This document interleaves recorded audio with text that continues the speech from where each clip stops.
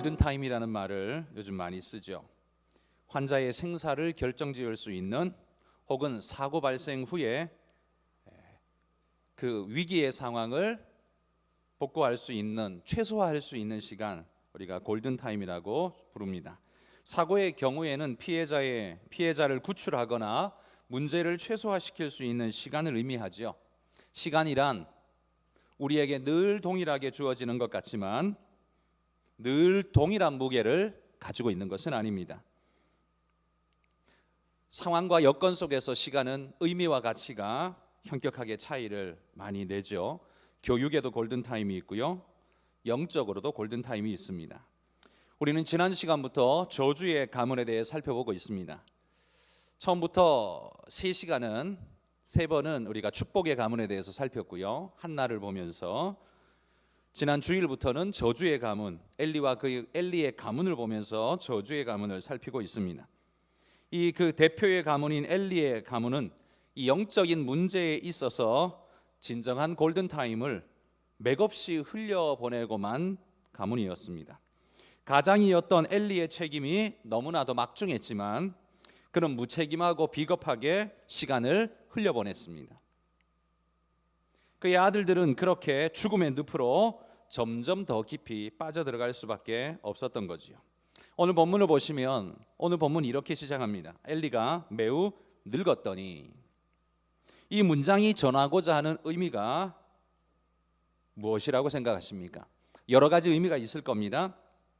그러나 저는 가장 중요한 의미는 엘리가 매우 늙었더니, 이 말은 다른 말로 해서 골든타임이 이제는 거의 끝나간다라는, 막바지에 있다라는 사실을 보여줍니다.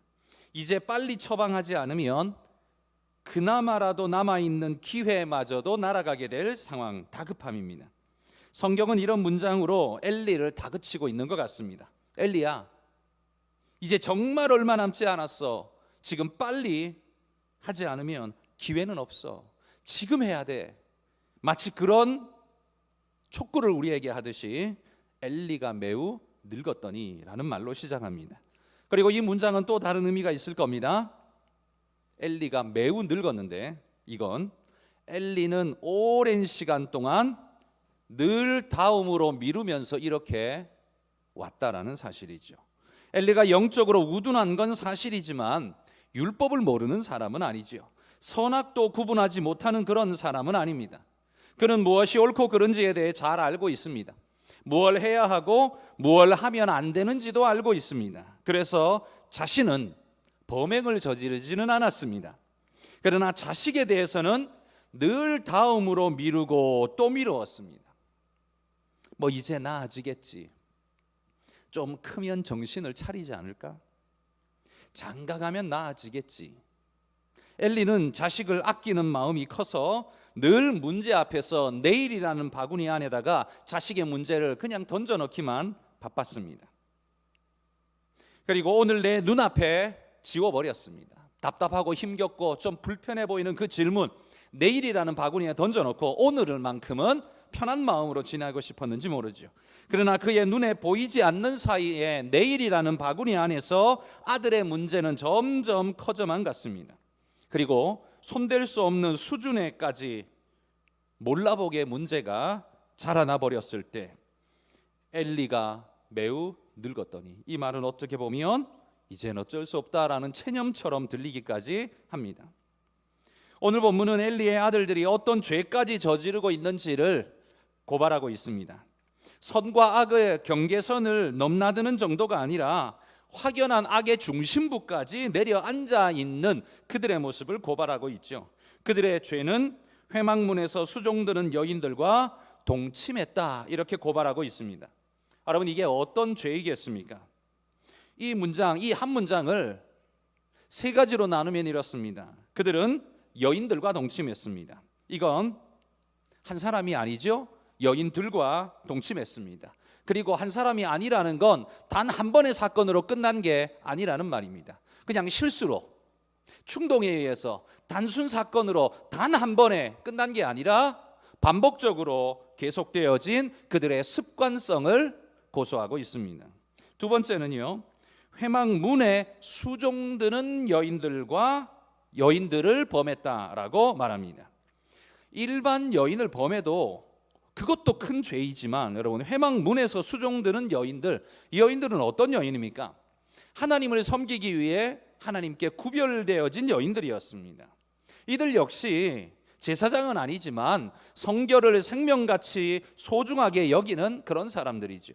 그런데 이런 여인들을 범했다는 건 엘리의 이 두 아들이 하나님이나 사역에 대해서는 관념이 없는 존재라는 걸 보여줍니다. 무엇이든 어디서든 내가 원하면 해도 된다, 이게 그들 안에 자리 잡고 있는 썩은 관념이라는 거죠. 철저히 죄악되고 자기중심적인 폭군 같은 존재라는 걸 이 한 문장 속에 우리에게 소개합니다. 그리고 세 번째 정보는 회막문에서 수종드는 여인을 범할 때 어디서 범했을까요? 회막문에서 데리고 나와서 저 멀리 딴 데 가서 그 여인을 범했을까요? 아닐 겁니다. 성막 안은 아니지만요, 성막의 신성한 영역 범위 안에서 이 여인을 범했을 겁니다. 그리고 또 하나님을 섬기기 위해 봉사하는 이 여인을 범했다는 거지요. 이건 여인을 범하는 죄뿐만 아니라 플러스 하나님을 철저하게 무시하는 죄가 더하여진 겁니다. 그러니까 엘리의 아들들은 제사장이라는 이름은 있지만 성막의 영역이 하나님의 영역이 아니라 그냥 자기 집의 영역이 된 그런 생각으로 살아가는 그런 존재들이라는 말이죠. 어릴 때부터 그는 거기서 자랐습니다. 거기서 일을 하고 있고 거기서 모든 자원이 나오고 있습니다. 그러다 보니 그는 거기가 자기 영역이라고 생각하고 있습니다. 그러니 거기서 일하고 있는 여인도 자기 거라고 생각을 하고 있는 거죠. 여러분, 이 정도면 선악과를 먹은 아담과 하와의 죄와 버금간다라고 말할 수 있을 정도 아니겠습니까? 그런데 이런 아들들의 죄악 소식을 엘리가 들었습니다. 모르는 게 아니라 들었습니다. 그리고 어떤 반응을 보입니까? 24절에 보면 이렇게 말하죠. 내 아들들아, 그리하지 말라. 내게 들리는 소문이 좋지 아니하니라. 너희가 여호와의 백성으로 범죄하게 하는도다. 엘리의 반응은 좋지 아니하니라, 이 정도였습니다. 여러분, 이게 어떻게 좋지 않은 정도로 끝날 수 있는 겁니까? 이건 심각한 죄악이죠. 일반인도 심각한 죄악일 텐데 더구나 제사장이니 거기다가 성소의 영역을 침범한 극악한 죄악이니 이건 용납할 수 없는 엄청난 죄악입니다. 그런데 엘리의 반응은 그냥 좋지 아니하다, 이 정도로 그냥 끝나버리는 거지요. 게다가 그는 아들들의 죄가 백성으로 범죄하게 한다라는 사실을 알고 있는 자입니다. 그들의 악행이 미칠 영향력이 얼만큼인지 알고 있다는 거죠. 모르는 게 아닙니다. 그렇다면 제사장일 뿐만 아니라 사사의 역할까지 하는 그는 그런 죄악을 어떻게 처벌해야 공의로운 사사가 될 수 있겠습니까? 그런데 그는 아무것도 하지 않았습니다. 백성에게로 퍼져나갈 수 있는 죄의 영향력을 단절시킬 수 있는 기회를 그냥 계속 넘겨버렸습니다.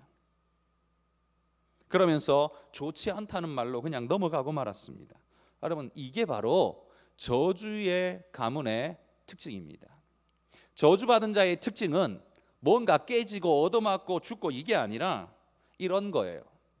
심각한 죄악에도 별로 무감각하게 그냥 좋지 아니하니라, 이 정도로 그냥 끝나버리는 겁니다. 엘리가 악행을 저지른 건 아닙니다. 그러나 죄악을 지금 방조하고 있고 퍼뜨리고 있습니다. 이걸 가만 내버려 두면 퍼져간다는 거 알고 있습니다. 모르는 게 아닙니다. 그런데 그냥 좋지 아니하니라, 이 말로 그냥 방조하고 있다는 거죠.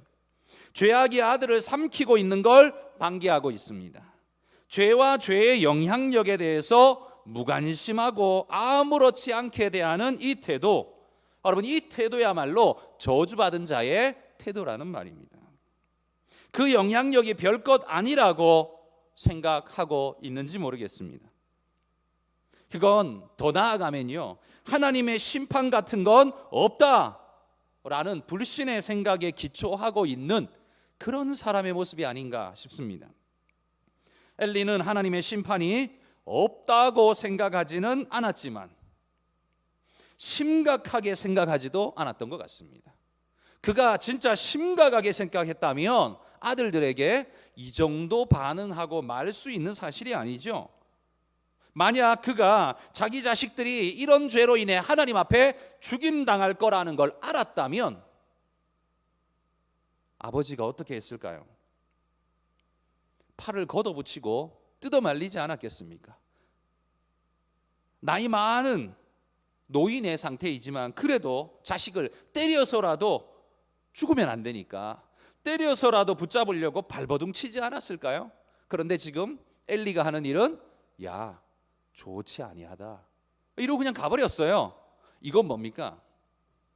이건 하나님의 심판에 대해서 많이 무감각해져 있는 그의 상태를 우리에게 보여주는 거죠.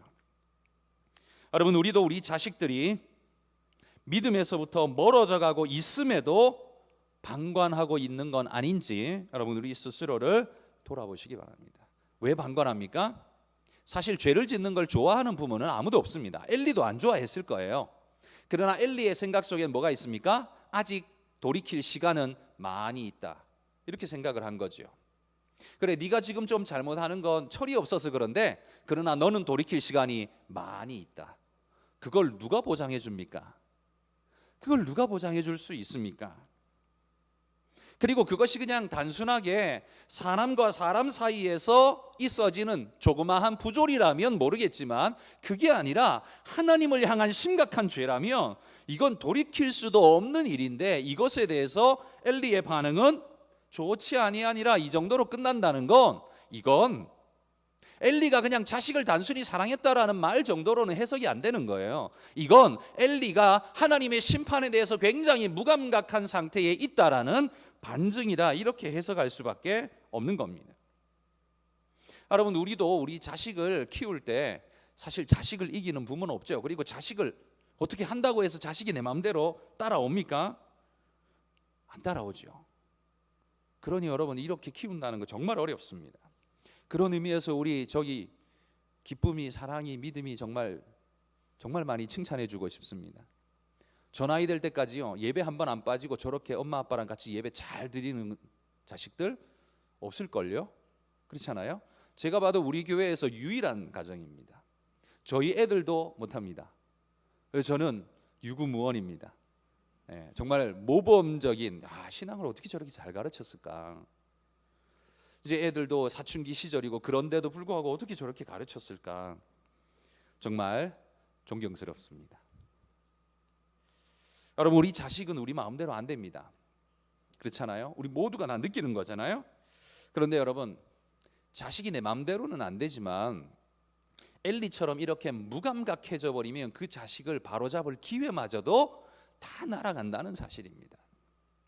그러니까 바로잡을 기회를 놓치지 않으려고 부모는 발버둥을 쳐야 합니다. 자식 사랑 누가 안 합니까? 다 해요.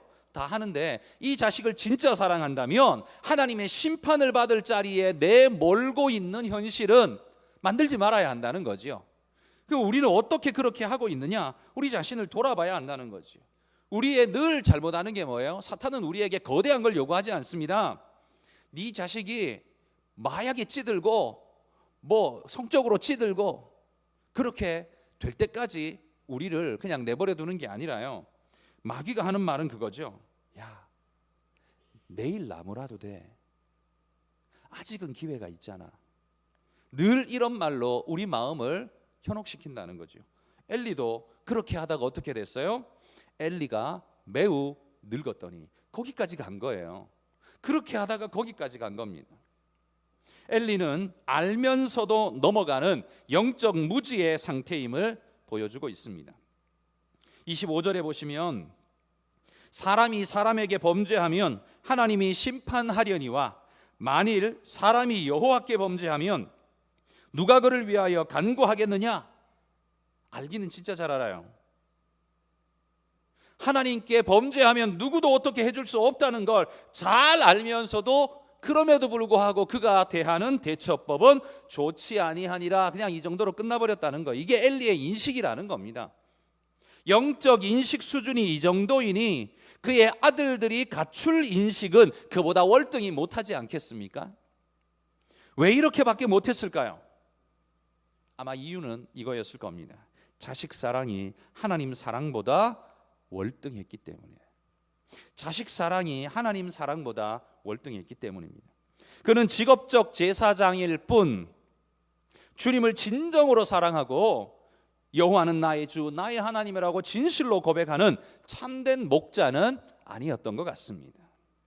그에게 있어 심판이란 늘 혹시나 속에 들어있는 단어일 뿐이었습니다. 진짜 있을지 없을지 잘 모르겠지만 야, 혹시 있으면 어떡하냐? 조심 좀 해라. 이거였다는 거죠. 엘리의 신앙은 그냥 이 정도였다는 거죠. 야, 진짜 있을지 없을지 나도 잘 모르겠지만 혹시 있으면 어떡하냐? 그러니까 그냥 좀 조심해라. 이 정도에 끝나버렸다는 거예요. 하나님의 심판이 죽음으로 그들에게 다가올 줄은 꿈에도 생각지 못하고 혹시 정도로 그냥 생각하고 있었다는 거죠. 여러분, 이게 제사장에게 걸맞는 진짜 신앙일까요? 이 정도가 신앙일까요? 이 정도라면 정화수 떠놓고 자기 소원을 비는 우리 옛날 선조들, 하나님을 모르던 그 옛날 선조들도 신에 대한 경외심을 가지고 있어서 이 정도는 했습니다. 그런데 제사장이요 사사라고 하는 이 엘리는, 이 엘리의 수준이 이 정도밖에 안 되는 신앙의 인식 수준이었다는 걸 자식을 통해서 우리에게 성경이 고발하고 있는 겁니다. 그러다 보니 그는 늘 하나님보다 자식을 먼저 경배합니다. 어떻게 해요? 하나님께 드릴 제물 먼저 네가 먹어도 모른 척 해줍니다. 하나님께 바쳐줘야 마땅한 그것 자식이 먼저 쓱 뽑아가도 모른 척 해줍니다. 하나님께 드려져야 할 주일 범에도 쓱 넘어가 줍니다. 오직 하나님께만 드려진 그 회막에 수종드는 여인 범에도 그냥 대충 넘어가 줍니다. 이게 자식을 경배하고 있는 엘리의 모습 아닙니까? 자식을 경배한다는 게 그 앞에 제사상 차려놓고 뭘 해야 경배겠습니까? 이게 경배입니다. 이게 경배예요. 하나님의 말씀보다 더 사랑하고 그걸 위해서 자신의 모든 걸 드리고 눈 감아주고 피해주는 것, 이게 자식을 향한 경배죠. 그의 인생 지성소 안에는 하나님이 계신 게 아닙니다.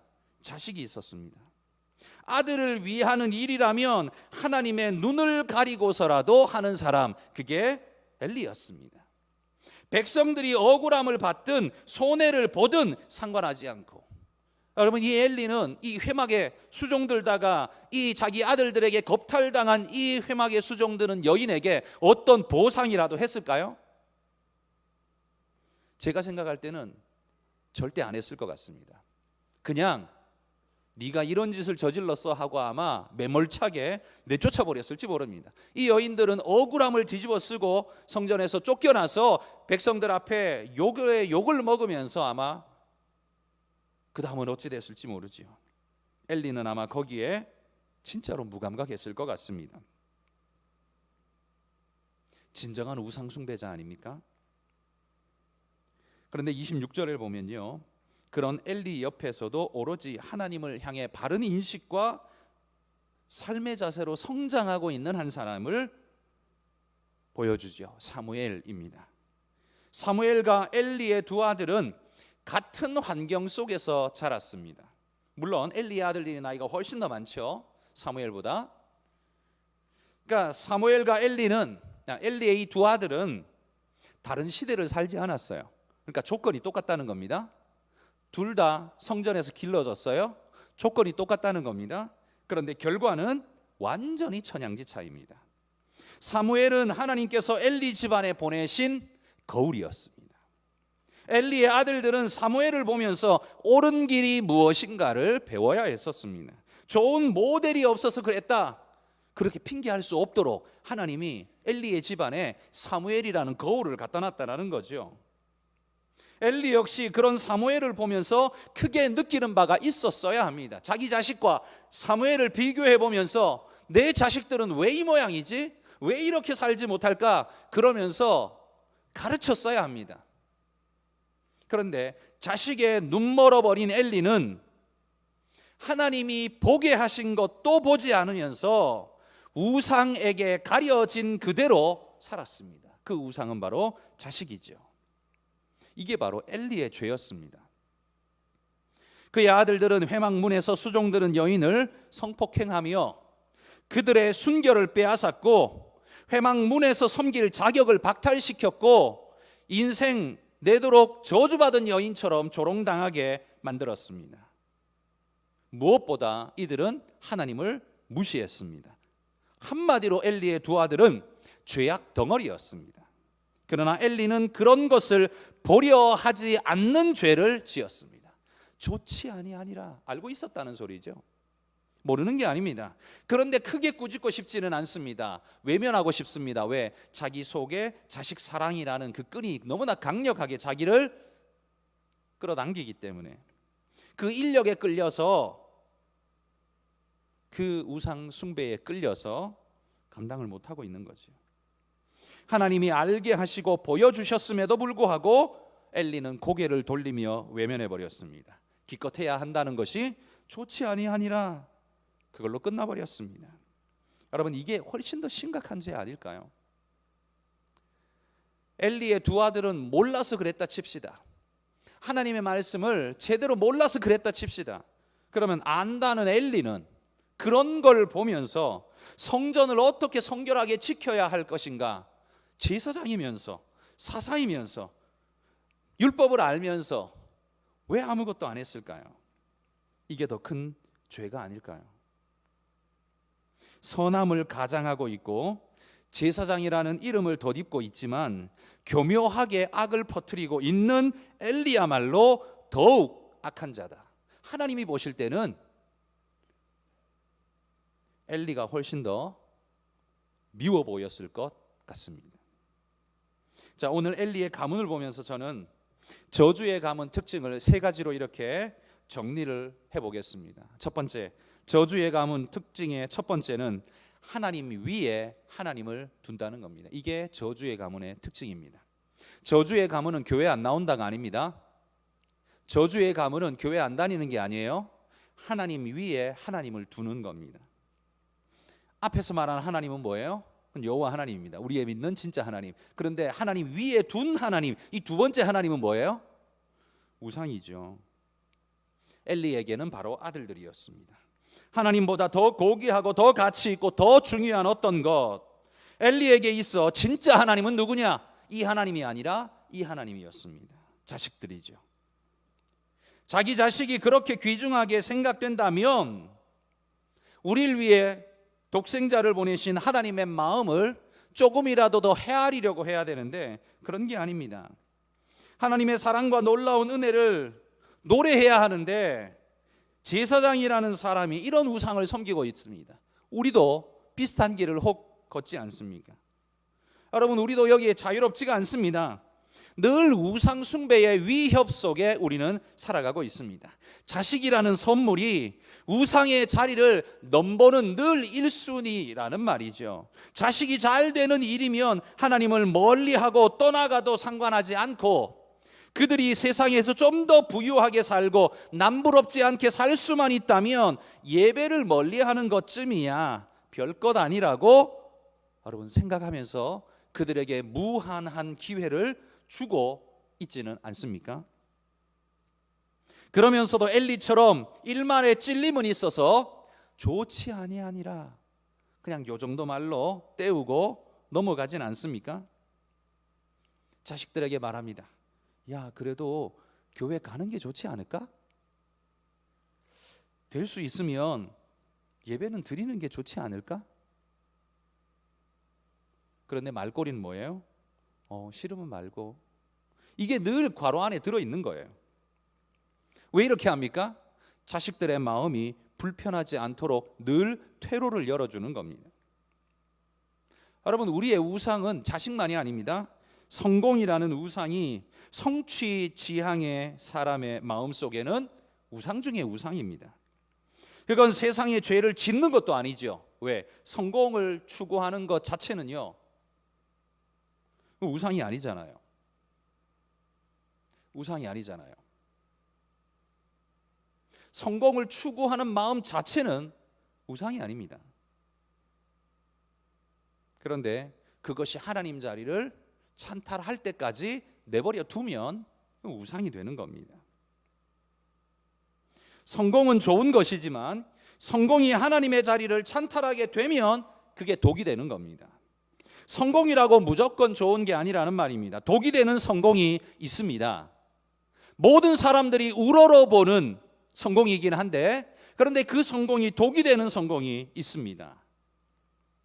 여러분, 우리는 독이 되는 성공을 기대하거나 은근히 바라서는 안 되고 약이 되는 성공을 기대하셔야 합니다. 그 성공이 하나님 위에 하나님이 되도록 만들어버리면 이게 우상숭배요, 독이라는 말입니다. 그러므로 여러분, 하나님 위에 하나님을 두지 마십시오. 그 하나님의 1번은 우리의 자식이 될 확률이 가장 높습니다. 그 다음은 성공이라는 것, 재물이라는 것이 그 다음 순위를 이어가고 있습니다. 여러분, 그 무엇이 되었든 그것은 독이요, 멸망입니다. 하나님은 오직 유일하신 하나님이요, 그 위에 아무것도 올라설 수 없다라고 성경은 명백하게 말합니다. 그런데 우리는 늘 우리 삶 속에서 몰래 그 위에다가 하나의 하나님을 더 올려놓지요. 그게 우상숭배라는 겁니다. 우상숭배는 저 무당집에 가서만 하고 절에 가서만 하고 다른 데 가서만 하고 감옥에 가서만 하는 게 아니에요. 우상숭배는 교회 안에 앉아서도 하는 거예요. 하나님보다 그 위에 더 하나님을 만들면 그게 우상이죠. 사탄이 자꾸만 하나님 위에 자식을 올려놓으라고, 성공을 올려놓으라고, 물질을 올려놓으라고, 명예를 올려놓으라고 여러분 우리에게 조용히 충동질하지만 그걸 과감하게 내던지고 하나님만이 유일한 나의 하나님이십니다라고 선포할 수 있는 그런 믿음의 결단이 여러분 삶 속에 매일매일 있어지기를 축복합니다. 여러분 신앙의 고백이 늘 이렇게 있으셔야 해요. 교회에 나와 준다고 해서 여러분이 우상숭배 안 하는 게 절대 아닙니다. 제사 안 지낸다고 여러분이 우상숭배 안 하는 게 절대 아니에요. 더 큰 우상숭배를 우리는 교회에 앉아서 하고 있어요.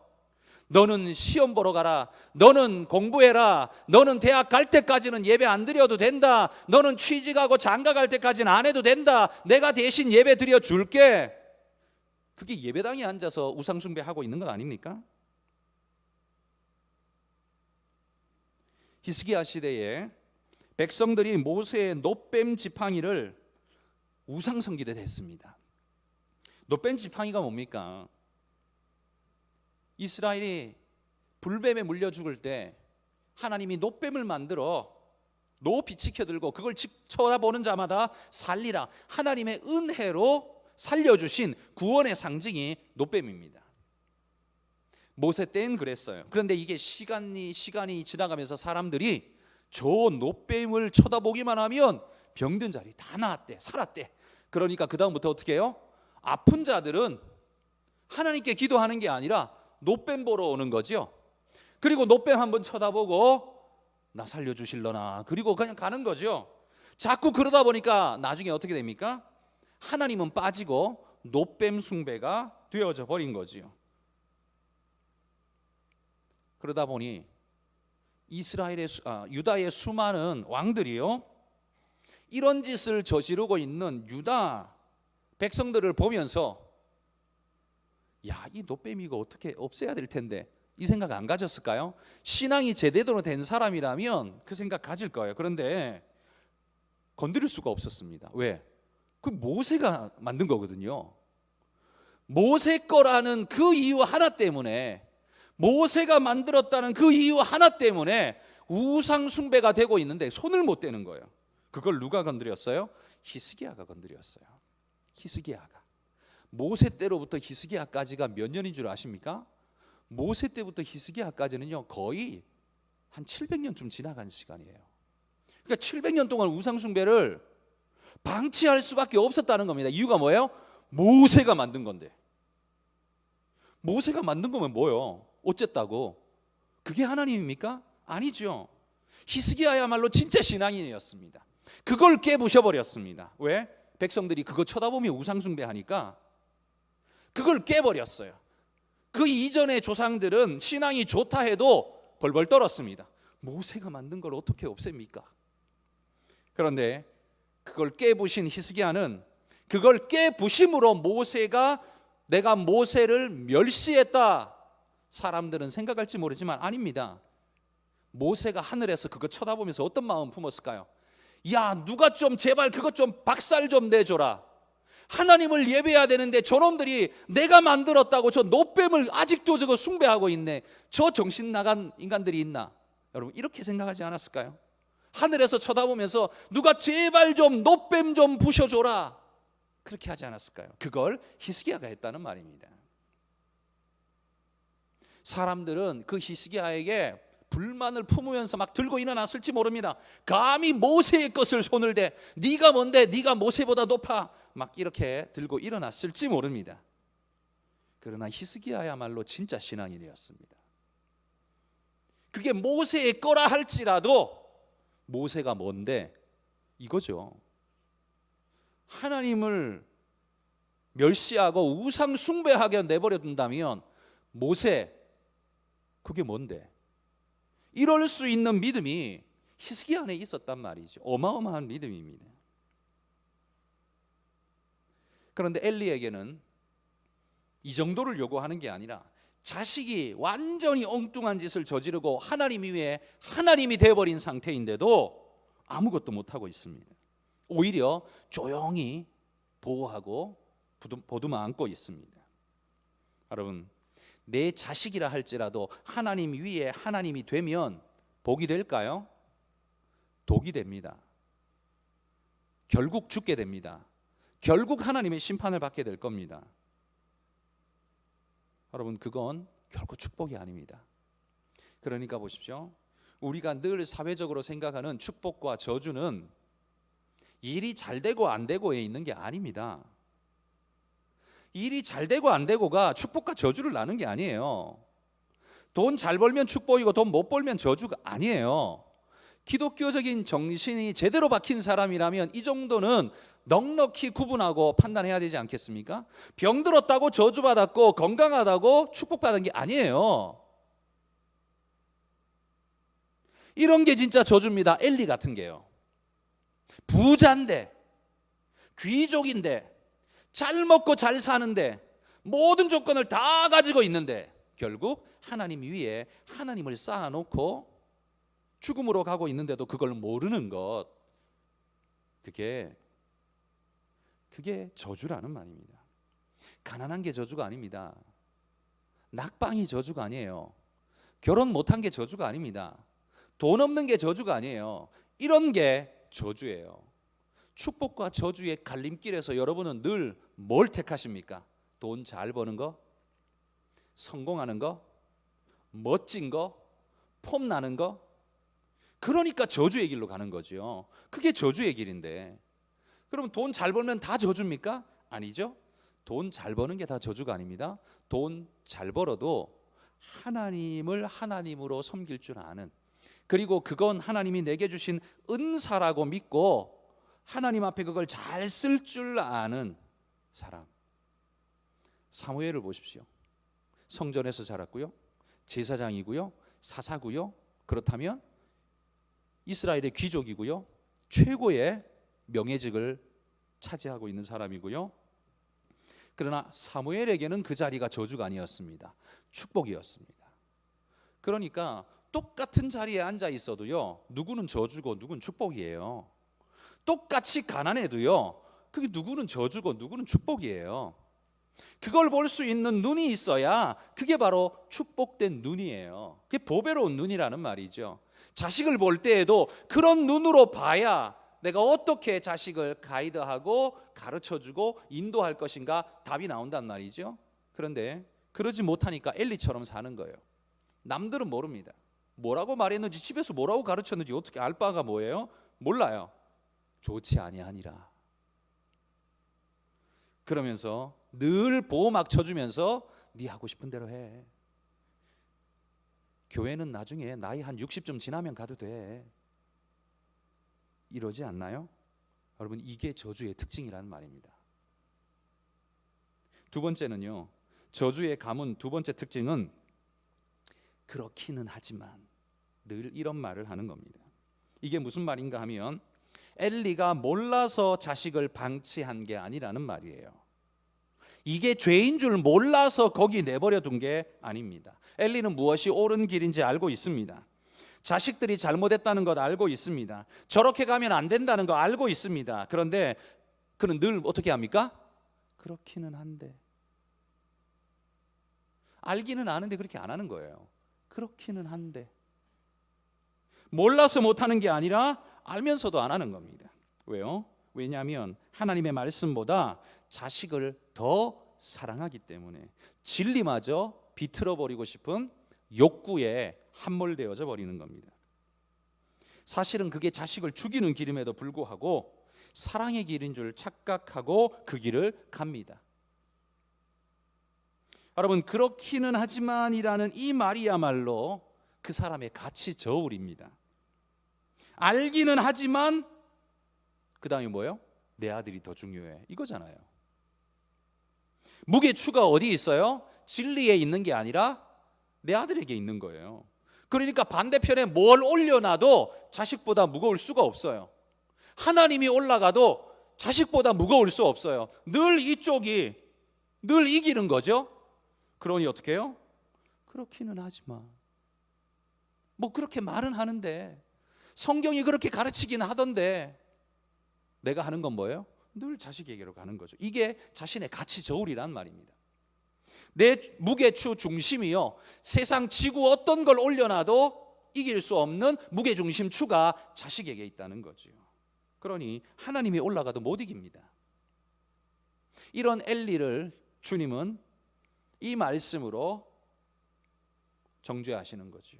마태복음 10장 37절 말씀입니다. 같이 한번 읽어봅시다. 아버지나 어머니를 나보다 더 사랑하는 자는 내게 합당하지 아니하고 아들이나 딸을 나보다 더 사랑하는 자도 내게 합당하지 아니하며. 여러분, 이 말씀이야말로 믿지 않는 불신자들이 들었을 때 가장 오해하기 좋은 말이지요. 그죠? 이 말은 불효해도 된다는 말을 가르치고 있는 게 절대 아닙니다. 오히려 진짜 신앙이 있는 자는 하나님을 가장 극진히 섬기지만 그 하나님의 명령인 이 결코 이걸 버리지 않는다는 거예요. 그래서 신앙이 극진한 사람은 진실로 부모에게도 사랑의 마음과 온전한 효를 하게 되어 있습니다. 아들이나 딸을 나보다 더 사랑하는 자도 내게 합당치 않다. 왜 이런 자가 될 수 있습니까? 더 사랑한 자가 누굽니까? 엘리죠. 엘리니까 어떻게 돼요? 하나님보다 자식을 더 사랑했더니만 어떻게 돼요? 자식을 지옥에 쳐넣는 존재가 돼버렸잖아요. 그게 저주 아닙니까?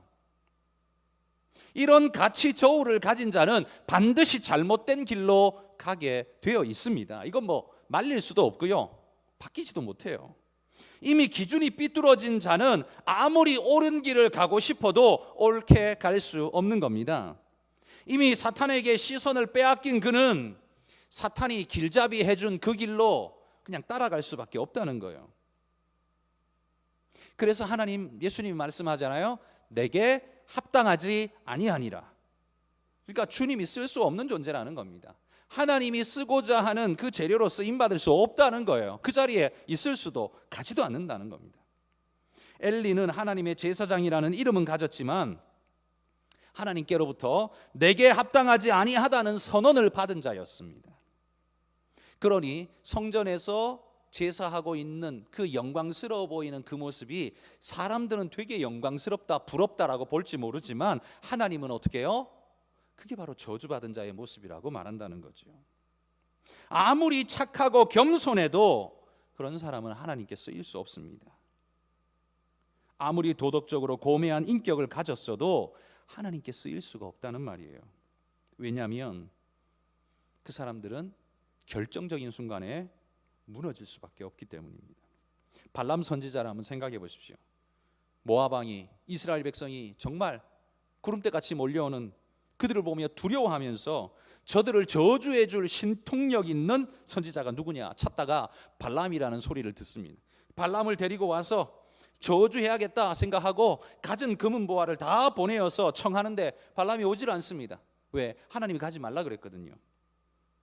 그러니까 어떡합니까? 더 높은 고관대작을, 더 많은 보물을 보내어가지고 유혹합니다. 그러자 발람은 가지 말아야 한다는 건 알고 있습니다. 왜? 하나님 말씀하셨으니까. 그런데 이미 마음은 어떻게 됐어요? 금은보화의 고관대작에 기울어져 버렸습니다. 그러니까 어떡합니까? 하나님 또 왔는데요, 하나님 뭐 뜻이 바뀌진 않았나요? 계속 물어보는 겁니다. 자꾸 물어보니까 하나님이 어떻게 해요? 그러면 가라 그랬어요. 이게 근데 허락이 아닙니다. 이거 허락한 게 아니에요. 계속 가겠다고 때를 쓰니까 그럼 한번 가보라는 거예요. 죽음의 길이죠. 그렇게 가면 어떻게 돼요? 그게 죽음의 길인 겁니다. 엘리가 그렇게 가고 있는 겁니다. 그렇기는 하지만 뭐 그렇기는 한데요, 뭐 자식이고 뭐 어떻게 해요? 계속 그 길 따라가는 거죠.